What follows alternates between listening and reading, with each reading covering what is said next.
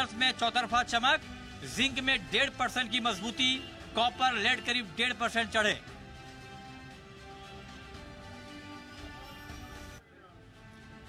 जीरे में तेजी के साथ कारोबार, 2% चढ़कर भाव 28,000 के ऊपर निकला। इंट्राडे में 5% से ज्यादा का उछाल। Canara Bank, together we can. Real estate partner, Signature Global, Reality, Reliability, Responsibility. Prayojak, Motilal Oswal Financial Services.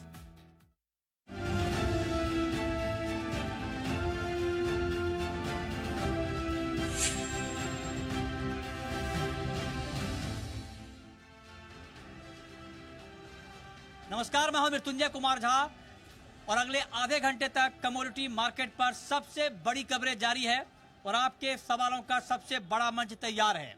और आज का शो आपके लिए ग्राउंड से, जी हाँ, इस वक्त मैं हूं एपीएमसी वाशी मंडी में और आपको ग्राउंड से ये शो दिखा रहा हूं। और आज की चर्चा में हमारे साथ मेहमानों का एक खास पैनल जुड़ा है।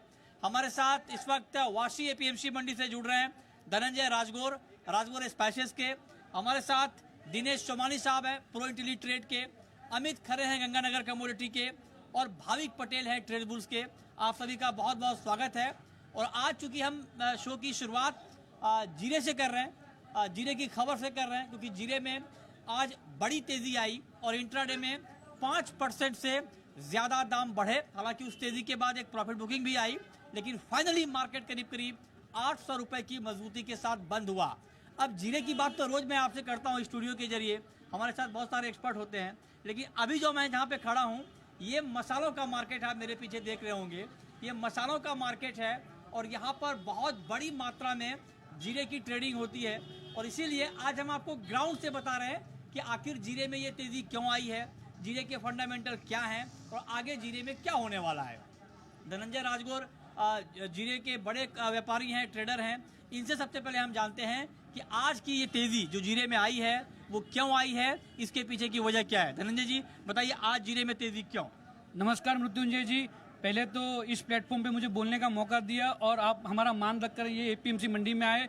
और दूसरा, जीरे के असली हीरे जो हम सबको पता है कि जीरा मार्केट में हीरा, तो जीरा हीरा बना या नहीं बना, लेकिन हमारे जीरे के हीरे दिनेश सोमानी जी हमारे साथ में है और मुझे हीरे के साथ बोलने का मौका मिला है। और बात हीरे की निकली है तो मैं बताऊंगा, जीरा हीरा था, हीरा है और हीरा रहेगा। जीरे के दाम कम हुए, जीरे के गुण कम नहीं हुए। आज क्यों बढ़ा जीरा? सर, मार्केट में आवके कम है और लेवल ही ज्यादा है। इसकी वजह से जीरा सुधारे पे है। लेवल कम है, आप कह रहे हैं कि डिमांड ज्यादा है इसलिए जीरा बढ़ा है। यस, बिल्कुल। अभी और बढ़ेगा और 15-20 दिन तक जीरे में यूं ही 15 से 20 रुपए की तेजी पक्की है। अच्छा, 15 से 20 रुपए किलो, मतलब 1500 से 2000 रुपए क्विंटल, Yes. है ना। अब चूंकि दिनेश जी बहुत टेक्निकल चार्ट को फॉलो करते हैं, वायदा बाजार के व्यू से सोमानी जी आप बताइए कि क्या जीरे की ये तेजी आपको टिकाऊ लग रही है? बिल्कुल मृत्युंजय जी, अगर आप सोइंग के फिगर्स देखो तो गुजरात में सोइंग है जो 5.5 लाख हेक्टेयर से ऊपर है, पिछले साल के मुकाबले ऑलमोस्ट दुगनी सोइंग है। राजस्थान में 6.8 लाख हेक्टेयर है जो करीब 25-30% ज्यादा है। लेकिन आप अगर दाम देखो तो ऊपरी दाम से कम 1/3 भाव हो चुके हैं।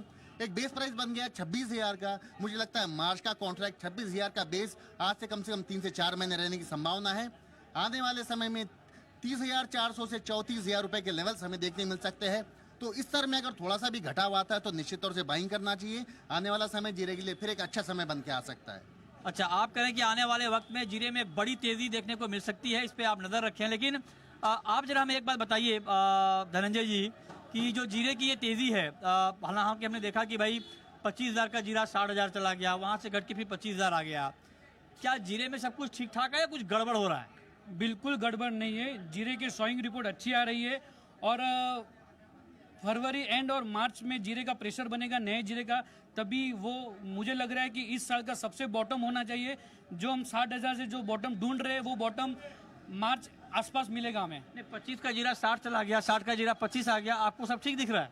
बिल्कुल सब सही था, लेकिन जब भी इंपोर्ट आया, इंपोर्ट के आंकड़े हमें पता नहीं था, वो हिसाब से जीरा घटा है। बाकी जीरा में तेजी सही थी।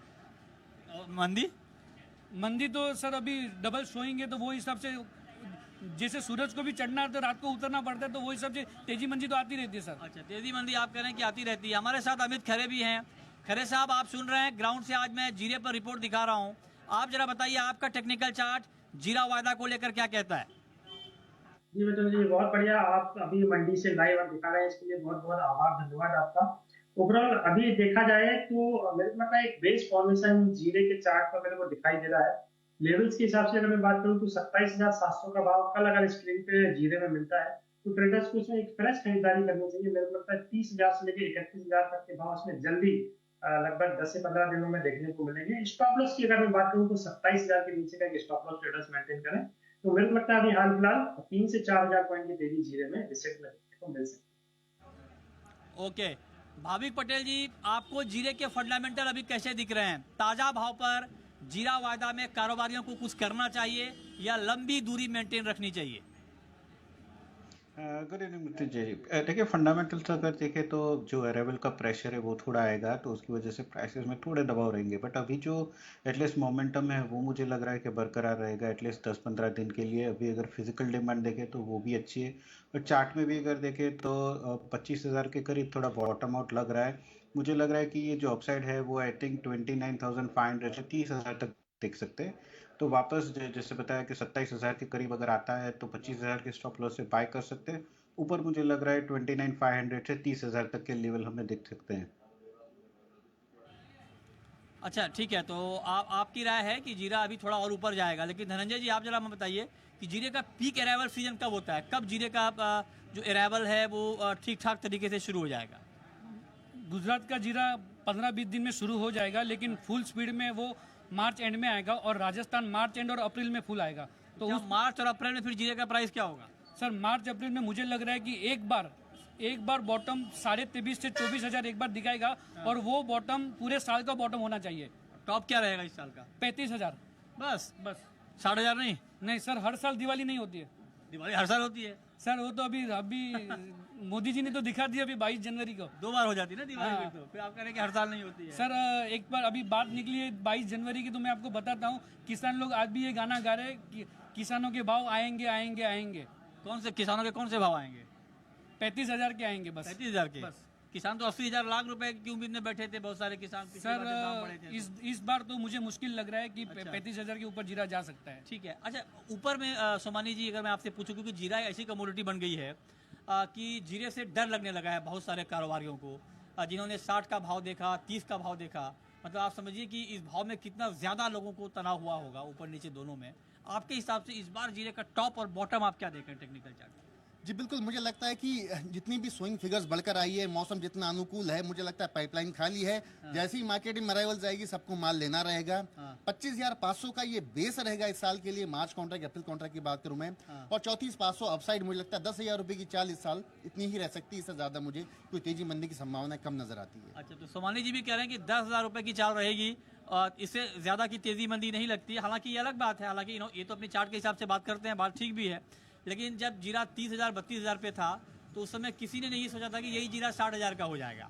और जब जीरा 60-65,000 का हुआ तब उस वक्त किसी ने ये नहीं सोचा था कि यही जीरा 25-26,000 का हो जाएगा। तो ये भी बात आपको ध्यान में रखनी चाहिए जब आप जीरे के कारोबार में उतरते हैं कि मार्केट है, कुछ भी हो सकता है, लिहाजा उसको ध्यान में रखकर ट्रेड लें। और जो भी ट्रेड लें स्टॉप लॉस ज़रूर लगाएं। सोमानी जी जब भी टेक्निकल कॉल देते हैं तो स्टॉप लॉस बताते हैं, उसको आप ज़रूर फॉलो करिए क्योंकि वो आपको जोखिम से बचाता है। और जब मार्केट इस तरह का वोलेटाइल मार्केट हो तो बहुत ज़रूरी है कि आपका ट्रेड बिना स्टॉप लॉस के ना हो। बहुत शुक्रिया धनंजय जी आपका जीरा पर जुड़ने के लिए, हमारे साथ डिटेल में व्यू देने के लिए। अब आगे बढ़ते हैं, अब बात करते हैं कि आज के मार्केट में आपको सोने में और चांदी में क्या करना चाहिए। तो भाभी जी आप जरा बताइए, गोल्ड का मार्केट थोड़ा सा रेंज में फंसता हुआ दिख रहा है, क्या लगता है आपको ताज़ा भाव पर सोने में किस तरह का ट्रेड ठीक लग रहा है, क्या करना चाहिए? देखिए सोने में कल अगर देखें तो यूएस का बड़ा डेटा आने वाला है। फ्राइडे को भी देखें तो पीसी इंडेक्स है, तो उसकी वजह से हमने देखा है कि 2 दिन में बहुत रेंज में चल रहा है। बट अभी भी मुझे लग रहा है कि एटलीस्ट डिस्पाइट के डॉलर अप्रिशिएट हो रहा है, आई थिंक सोने में और चांदी में थोड़ी चमक रहेगी। मुझे चांदी ज़्यादा बेहतर लग रही है। बट अगर इंट्राडे की बात करें और सोना में किसी को ट्रेड लेना है तो मैं बोलूँगा कि बाय डिप्स की स्ट्रेटेजी रखनी चाहिए, जहाँ पे 62,100 पे बाय कर सकते हैं 62,300 के टारगेट के लिए, और स्टॉप लॉस रख सकते हैं 62,000 का। ओके, तो ये रहा आपकी हो गई गोल्ड के ऊपर। अब जरा आप बताइए खरे जी, आपका व्यू क्या है सिल्वर के ऊपर, चांदी में आज क्या करें?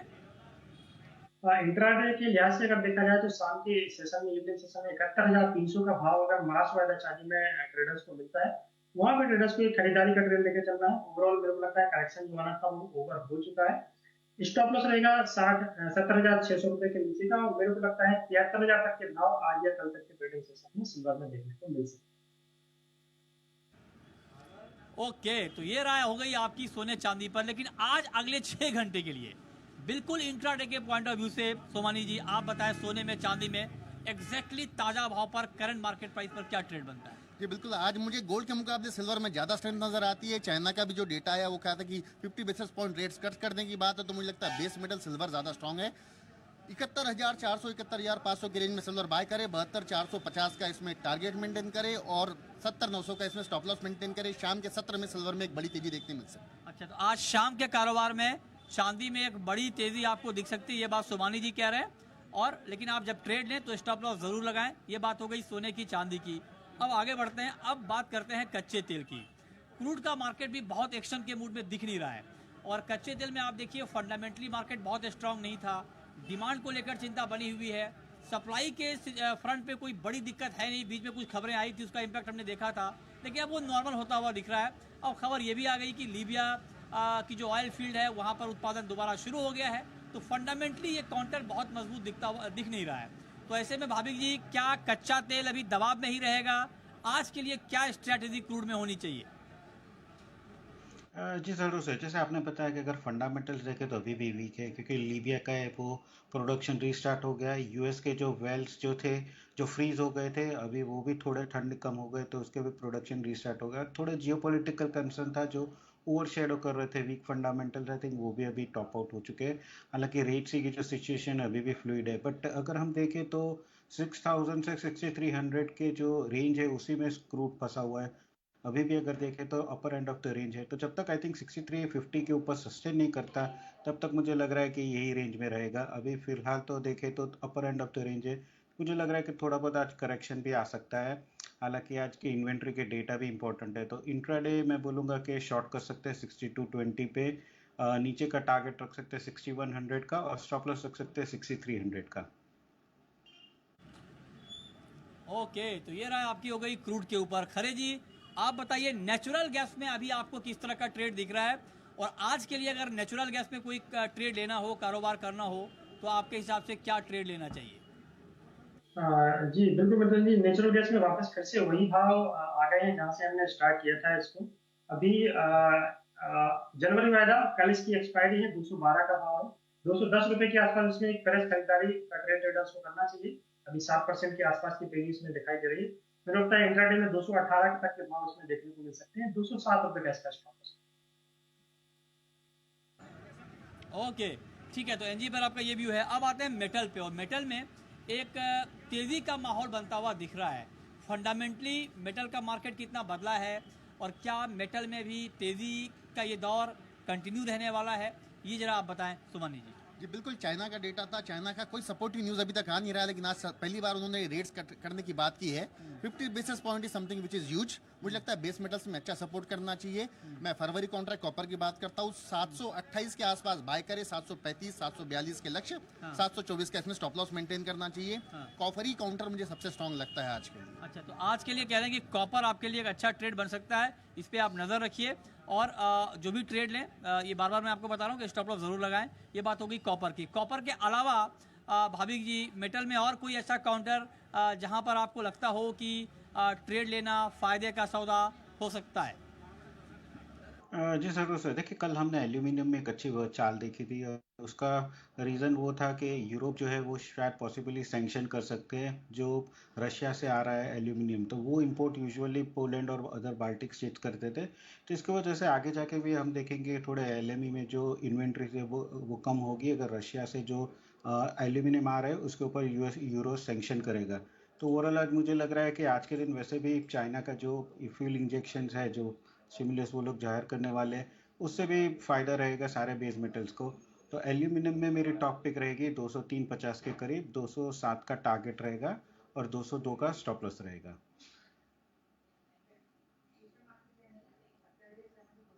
ठीक है, तो आपकी राय हो गई है ओवरऑल मेटल के ऊपर। चलिए अब हम शुरू करते हैं सवाल जवाब का सिलसिला। और पहला सवाल है कैलाश चंद्र मोदी का, जो इस वक्त हमारे साथ जुड़ रहे हैं सदलपुर से। कैलाश जी, बहुत स्वागत है आपका, पूछिए अपना सवाल। नमस्कार सर। नमस्कार। नमस्कार सर।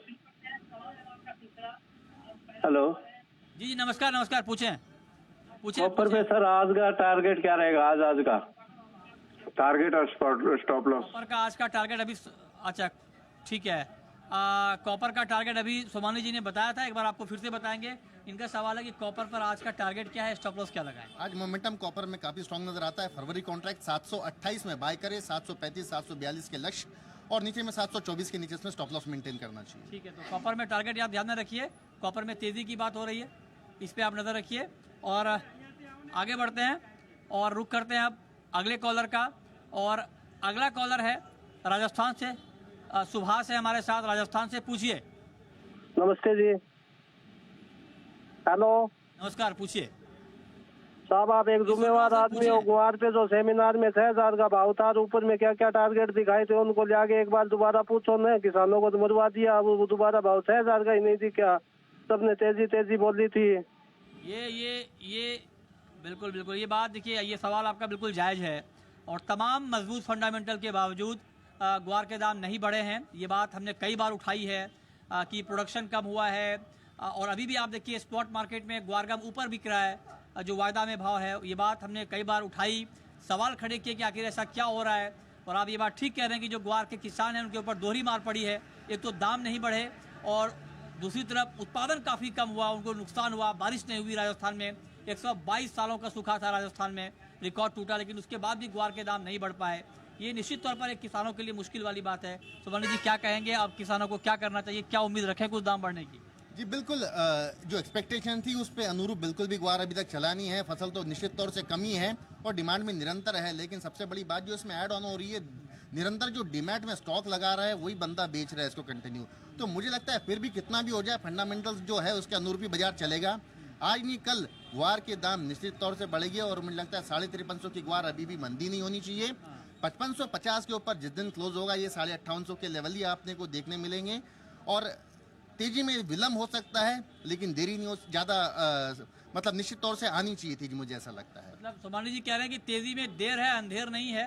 फंडामेंटली ये काउंटर बहुत स्ट्रांग है, लिहाजा आने वाले वक्त में इसके दाम बढ़ सकते हैं, ये भरोसा दिया जा रहा है। देखिए वैसे मार्केट को फंडामेंटल पे चलना चाहिए, जो अभी नहीं चल पा रहा है। आगे क्या होता है इसके ऊपर हम आगे और भी बात करेंगे। आगे बढ़ते हैं और अब बात करते हैं एक और कमोडिटी की, और वो कमोडिटी है टर्मरिक। टर्मरिक में अच्छी तेजी आई है पिछले 2-3 दिनों में। आप जरा बताइए खरे जी, टर्मरिक में हल्दी में ये चमक क्यों, इसके पीछे की वजह क्या है?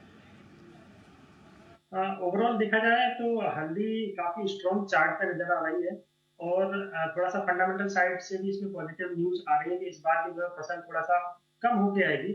लेवल्स के हिसाब से अगर मैं बात करूँ तो अभी 12 जनवरी को ही हल्दी ने 12,650 के आसपास का एक लो बनाया था और आज इसने 16,170 के आसपास का हाई बनाया। लगभग 27 से 28% की तेजी सिर्फ 8 ट्रेडिंग सेशन में ही हल्दी में देखने को मिली।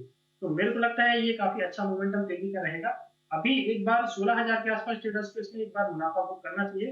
मेरे को लगता है 14,700 के आसपास तक के भाव वापस फिर से इसमें देखने को मिलेंगे, वहां पे ट्रेडर्स इसमें वापस फिर से री एंट्री कर सकते हैं।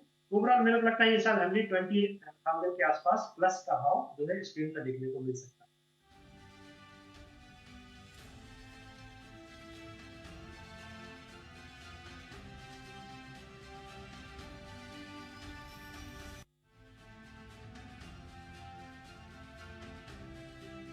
और अब बात करते हैं कुछ और कमोडिटी की और आपको बताते हैं।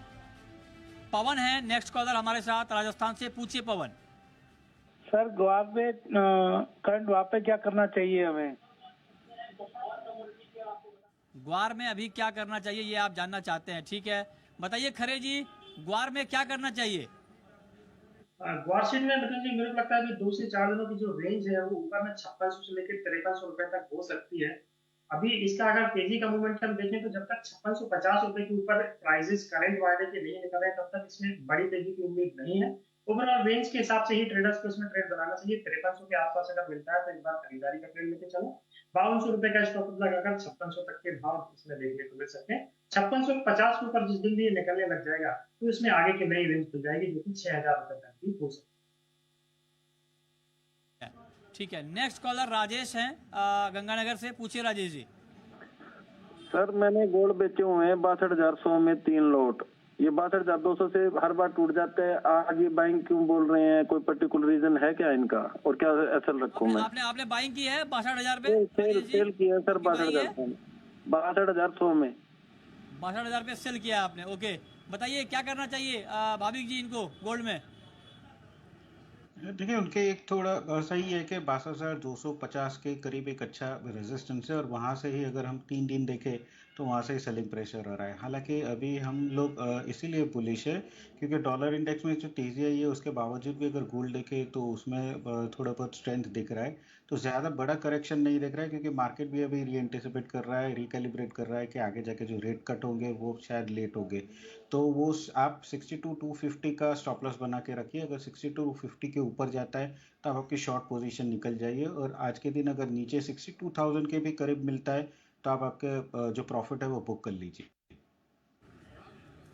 राइट, ठीक है।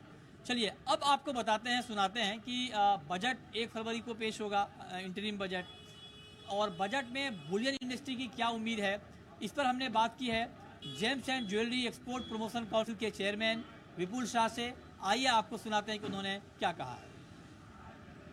बजट सामने और हमारे साथ खास बातचीत के लिए हैं विपुल शाह, चेयरमैन है जीजेईपीसी के। और सर सबसे पहला सवाल तो ये कि जिस तरह हम बजट के बिल्कुल मुहाने पे खड़े हैं, क्या एक्सपेक्टेशन है पूरे सेक्टर की? यस, यही टाइम जो बजट है, लेकिन माना जा रहा है कि ये वोट ऑन अकाउंट वाला बजट होगा। तो उम्मीद है तो जो हमारी जो मांग इतने सालों से रह रही है वही सेम डिमांड्स हम लोग की चल रही है, लेकिन इस टाइम हम लोग को मतलब आशा कम है क्योंकि it's going to be vote on budget.